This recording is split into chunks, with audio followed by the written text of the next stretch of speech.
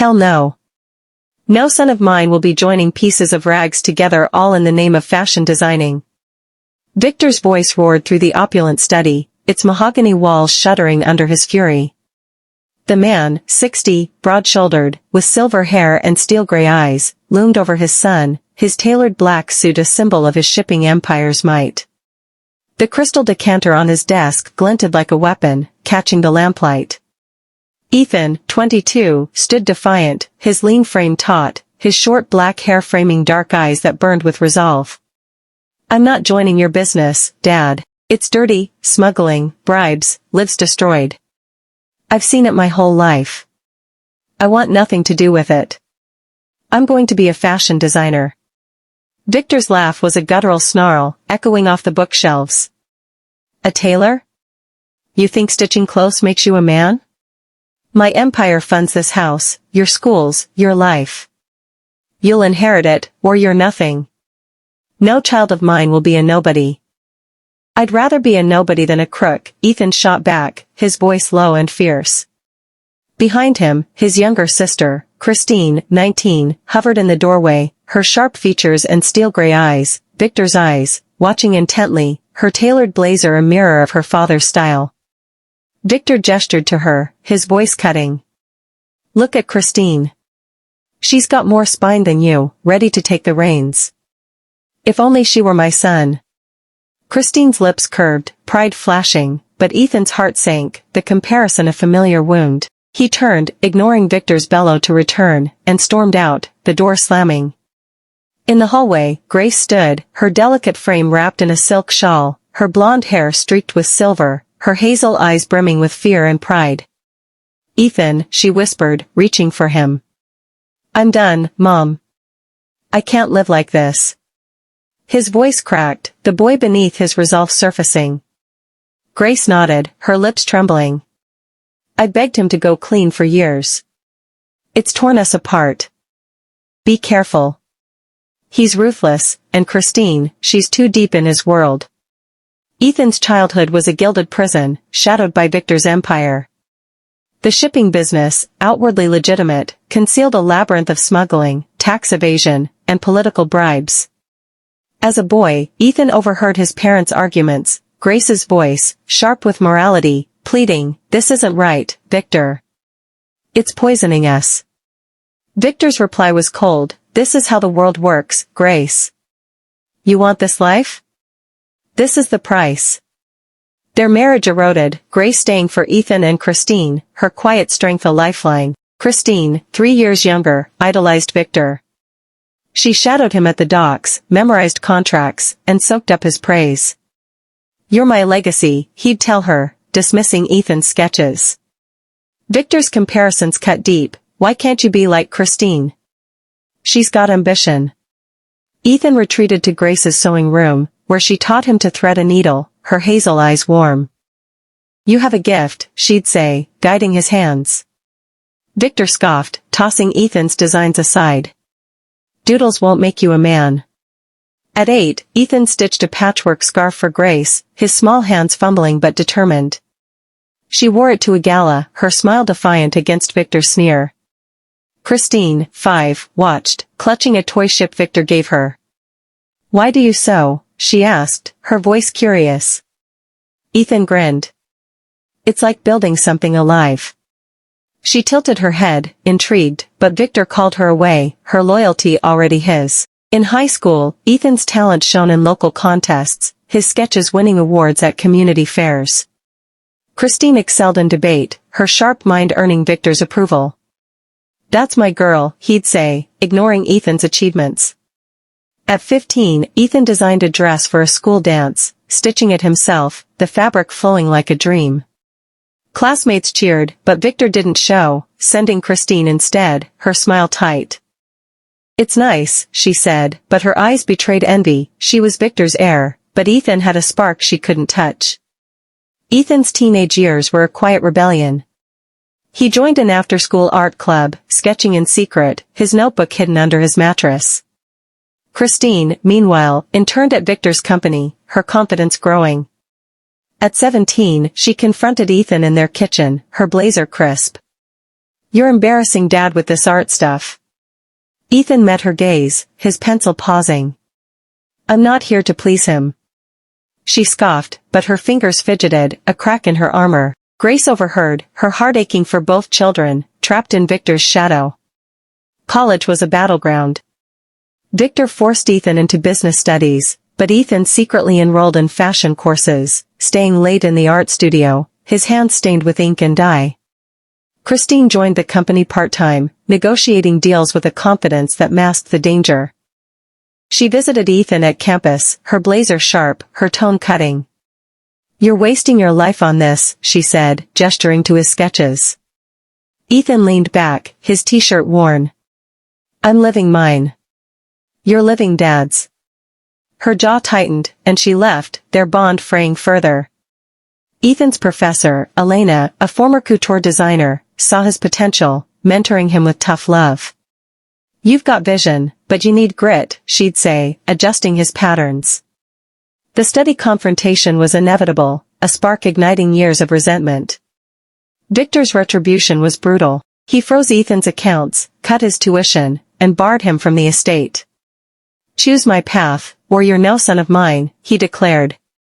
Ethan chose freedom, moving into a dilapidated apartment in the city's arts district, its peeling walls and leaky ceiling a stark contrast to the mansion's opulence. He enrolled in a prestigious fashion design program on a scholarship, working diner shifts, the grease and exhaustion clinging to him. He took a second job at a fabric store, learning textures and weaves, but the hours left him hollow-eyed, his hands calloused. Grace visited secretly, slipping in with lasagna and childhood sketches she'd saved, her shawl draped over her shoulders, her eyes scanning his work with pride.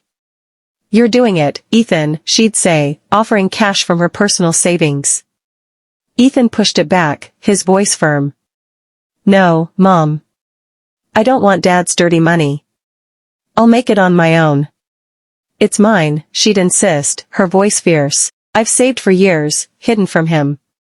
He'd shake his head, pride his shield, but her encouragement was his anchor, texts cheering his first school runway, calls dissecting his designs.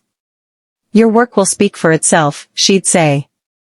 Grace's visits were risky, Victor monitored her, suspecting her loyalty. She confided in Ethan one night, her hands trembling. He's tightening his grip. Christine's his eyes now. Ethan hugged her, his heart heavy. You don't have to do this, Mom. She smiled faintly. You're my fight. Ethan befriended Maya, a fellow designer with short dreadlocks, bold earrings, and a vibrant aesthetic. They bonded over their outsider status, sharing fabric scraps and late-night critiques in a cramped studio. Maya's humor, sharp but kind, eased Ethan's loneliness, her laughter a light in the grind. The fashion world was brutal, rejecting Ethan's early submissions, boutiques wary of his lack of connections. He faced prejudice too, some dismissed him as just a rich kid playing artist, unaware of his estrangement. One night, broke and exhausted, Ethan stared at a half-finished dress, despair creeping in. He'd pawned his watch to buy silk, his stomach empty. Grace's voice echoed, keep going. He sewed until dawn, the dress a testament to his resolve, its stitches tight and defiant. Christine, driving in Victor's world, crossed paths with Ethan at a city cafe, her tailored blazer sharp, her steel-gray eyes guarded. You're throwing away everything, she said, sipping espresso, but her voice wavered, a hint of envy in her gaze. Ethan leaned back, his t-shirt worn. I'm building something honest. She frowned, her confidence faltering. You think you're better than us? Ethan shook his head. I just want to be me. They parted, the rift a chasm, Christine's loyalty to Victor blinding her to the danger. Later, Christine overheard Victor's men discussing a risky shipment, her heart racing, but she pushed the fear aside, desperate for his approval. Grace began to unravel under the strain. She confided in Ethan during a late-night visit, her shawl slipping, her hands trembling. Christine's in too deep. I'm losing her to him, like I lost you to this fight. Ethan hugged her, his voice soft. You haven't lost me, Mom. I'm here because of you. Grace's tears fell, her strength fraying, but she vowed to keep supporting him. She slipped his sketches to a local art gallery owner, who displayed them, sparking buzz among local designers. Victor, suspicious, confronted her, his voice icy. "You're betraying me for that boy." Grace stood tall, her hazel eyes fierce. "I'm saving him from you." Ethan joined a fashion collective, introduced by Elena, meeting designers like Javier, a textile artist with a quiet intensity. Javier taught him to dye fabrics naturally, their hands stained with indigo under the sun. But rejection stung. A major boutique owner dismissed his work as too avant-garde, leaving Ethan questioning his path. Maya pulled him through, dragging him to a dive bar, her laughter infectious. "Screw them," she said, raising a glass. "We'll make our own rules." Their friendship deepened, Maya sharing her own struggles, her family's disapproval, her fight to be seen. Ethan listened, realizing he wasn't alone. The city's fashion scene was a battlefield, but Ethan's talent shone. His designs, elegant yet daring, blending classic cuts with vibrant textures like silk, denim, and recycled wool, caught attention at school showcases. A boutique owner, a gruff woman named Rosa, stocked his graduate collection, her nod a rare honor. Social media buzzed, hashtags like #EthanVDesigns trending locally, fans posting photos of his pieces. Still, the industry favored insiders, and Ethan struggled to break through, his scholarship barely covering supplies. Grace became his silent advocate, leveraging her socialite network with a finesse Victor never suspected. She whispered Ethan's name to gallery owners, event planners, and a fashion editor friend, Lydia, her smile disarming. "My son's designs are extraordinary," she'd say, slipping a photo of his work across a lunch table. Lydia published a feature on Ethan, calling him a visionary outsider, sparking industry interest. Grace attended his shows incognito, her shawl a disguise, her heart swelling as critics praised his vision. When a high-profile charity gala sought fresh talent, Grace nudged the organizer, a book club friend, to consider Ethan. The gala commission was a crucible. Ethan, with Maya's help, poured himself into it, crafting a collection that married elegance with defiance, gowns flowing like rivers, suits sharp as blades, each piece a rebellion against his father's world. They worked nights in a rented studio, Maya's laughter cutting through the stress, her hand steady as she pinned fabric. Javier contributed hand-dyed scarves, their colors rich. Ethan's hands shook from exhaustion, but he pushed on, sketching through sleepless nights, the stakes dizzying. Elena reviewed his drafts, her nod a rare approval. The night of the gala, the venue glittered with chandeliers and elite guests. Ethan's collection stole the show, models striding to gasps and applause. Blogs and magazines hailed him as a rising star, and orders flooded his studio, now bursting with fabric and borrowed machines. But tragedy struck. A police raid on Victor's docks, targeting his illicit operations, turned deadly. Christine, overseeing a late-night shipment, was caught in the crossfire, killed by a stray bullet at 21. The news shattered the family. Victor, haunted by guilt, withdrew, his empire crumbling as warehouses were seized and accounts frozen. Grace, devastated, clung to Ethan, her grief raw, her shawl damp with tears. "I should have saved her," she whispered, her voice breaking. Ethan mourned Christine, haunted by their cafe meeting, her envy now a ghost. He visited her grave, laying a lily, her favorite flower, on the stone, his hands trembling. "I'm sorry," he whispered, the wind carrying his words. Grace spiraled, her guilt over Christine consuming her. She stopped eating, her health faltering, her hazel eyes hollow. Ethan noticed, forcing her to see a doctor, who diagnosed early heart disease. "You have to fight, Mom," Ethan pleaded, his voice cracking. Grace nodded, her shawl slipping, but her spirit was bruised. She confided in Maya, who became her confidant, bringing her soup and stories to lift her spirits. Maya's own loss, her estranged brother, bonded them, their shared pain a quiet strength. Victor's grief forced a reckoning. Christine's death was his failure, her loyalty to his corrupt world a fatal mistake. He began dismantling his illicit operations, cooperating with authorities to avoid prison, his empire shrank to a shadow. At home, he wandered into Grace's sewing room, staring at Ethan's framed sketches, his steel gray eyes softening. "I was wrong," he told Grace, his voice broken. "About Ethan. About everything. Christine would still be here if I'd listened to you. She and Ethan could have taken any legit business to the stars, they've got so much fire." Grace, despite her health, doubled her efforts for Ethan, slipping his portfolio to a retailer CEO at a charity lunch, securing meetings. Ethan, unaware, faced new challenges. Knockoff brands copied his gala designs, flooding markets with cheap imitations, cutting into his sales. A rival designer, Julian, a sleek influencer with a venomous smile, spread rumors that Ethan's work was derivative, threatening his reputation. Ethan confronted Julian at a fashion event, his voice low but firm. "You're playing dirty because you can't keep up." Julian smirked, but backed off when Maya live-streamed the exchange, exposing his lies. The incident bolstered Ethan's reputation for integrity, but the stress took a toll, his hands shaking as he sewed. Ethan countered with a sustainable line, using recycled fabrics, earning eco-conscious praise and a feature in a green fashion magazine. Maya, now his business partner, helped navigate the chaos, her bold ideas, pop-up shows, social media campaigns, keeping his name alive. Javier joined their team, his textiles adding depth to Ethan's designs. But the knockoff scandal lingered, a lawsuit draining Ethan's savings. He took out a loan, the pressure mounting, his nights sleepless.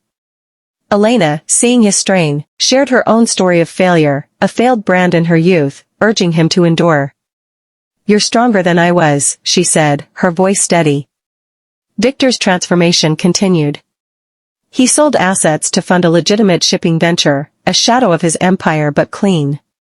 He visited Christine's grave, his hands trembling, whispering apologies.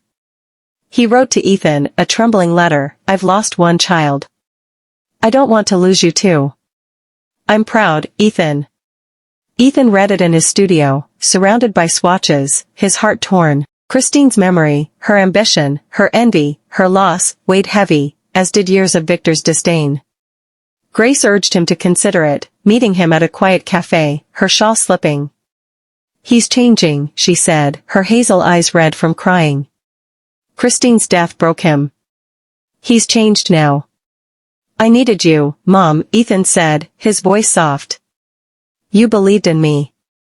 "Always," Grace replied, tears falling, her hand squeezing his. Ethan threw himself into his work, mentoring young designers in the arts district, teaching them to sew, to dream. He partnered with a local charity, designing uniforms for at-risk youth, their gratitude humbling him. His studio grew, a team buzzing around sewing machines, his name a beacon in the city. He launched a community workshop, offering free sewing classes, honoring Grace's lessons. But the lawsuit dragged on, and Grace's health worsened, her heart condition flaring during stress. Maya became her caretaker, driving her to appointments, their bond a quiet anchor. For years later, Ethan prepared his biggest runway show, Lilies in Bloom, a tribute to Christine and Grace. He wove lily motifs into every piece, soft silks, bold patterns, delicate embroidery, each design a story of loss, love, and defiance. The show was a risk, funded by his savings, Grace's sacrifice of a sapphire heirloom, and a crowdfunding campaign Maya spearheaded. Ethan worked feverishly, sketching through nights, Maya and Javier at his side. Elena attended rehearsals, her rare smile a blessing. Victor, invited by Grace, sat in the front row, his face etched with remorse, his suit creased. The show was a triumph, the theater erupting as models walked, lilies shimmering under spotlights. Victor's eyes met Ethan's, a nod passing between them, not full reconciliation, but a fragile bridge.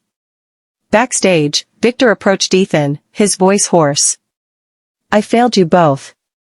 But you're building something real." Ethan nodded, his throat tight, unable to forgive but willing to listen. Grace watched, her shawl slipping, her smile faint but proud. Maya hugged Ethan, her grin wide. "You did it, man." At the city's fashion awards, Ethan accepted Designer of the Year, his tailored black suit a nod to his journey. On stage, he spoke, his voice steady, to my mom, who saw me when I couldn't see myself, to my sister, Christine, whose light lives in my work, and to my chosen family, Maya, Javier, Elena, thank you. Grace, in the audience, wept, her silk dress glowing, her hands trembling. Victor, nearby, clapped, his steel-gray eyes glistening, pride and pain intertwined. Maya, in the back, cheered, her dreadlocks catching the light, Javier beside her, their applause thunderous. Ethan visited Christine's grave, now 27, laying Lily, his fingers tracing her name. You were enough, he whispered, forgiving her envy, forgiving himself. He returned to his studio, now a thriving hub, and found Grace waiting, her shawl draped, her smile radiant despite her frailty. You did it, she said, her voice thick. We did it, Ethan corrected, pulling her into a hug. Grace's heart condition was managed, but her fight inspired him. Victor, rebuilding his life, sent occasional letters, each a step toward amends. Maya and Javier remained Ethan's anchors, their collective a family forged in struggle. The knockoff lawsuit settled, freeing Ethan to expand his sustainable line globally. His stitches had mended more than fabric, they'd woven a legacy of courage, love, and redemption, a tapestry that outlasted the empire his father built, blooming like lilies in the light.